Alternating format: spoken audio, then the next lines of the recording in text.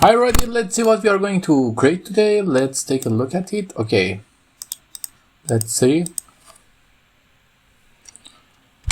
You see, it's pretty nice font, I think. Let's try to create that. Okay, at first we need to create these things.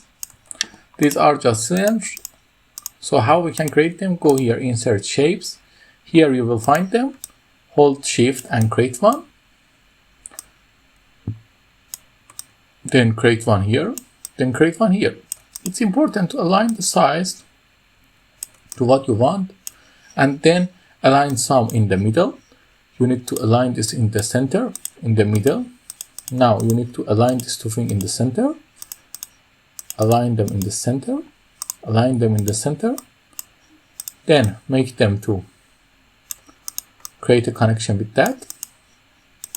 Then select all of them. And you need to set the shape outline to none for them to like a one shape. Okay, now select all of them and you just need to recolor them. For example, let's go with this green. Copy your text.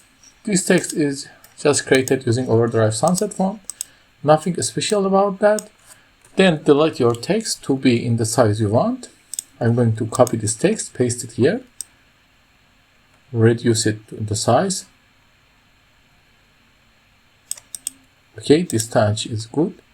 I'm going to bring this to forward and then going to send it to back. Then I'm going to create another copy of that cylinder here. I'm going to bring this to the front. Okay, everything is good. Now I'm going to copy this slide and bring this here, bring this here, bring this here, bring this here. And just set the transition to morph. Your slide is ready. Let's take a look. I hope you like it. If you like it, tell me in the comments. Have a nice time.